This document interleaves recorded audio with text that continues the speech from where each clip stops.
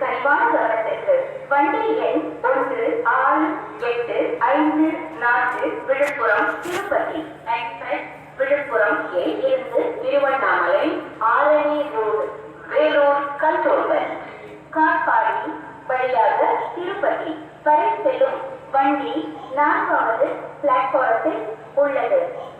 यात्रीगण कृपया ध्यान दें, गाड़ी नंबर 1685 विल्लुपुरम तिरुपति एक्सप्रेस विल्लुपुरम से तिरुवन्नामलाई आरनी रोड वेलूर कंटोनमेंट काटपाड़ी मार्ग से तिरुपति तक जाने वाली गाड़ी प्लेटफॉर्म 4 पर खड़ी है.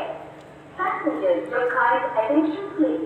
Train number 1685 Villupuram Tirupati Express from Villupuram to Tirupati via Tiruvannamalai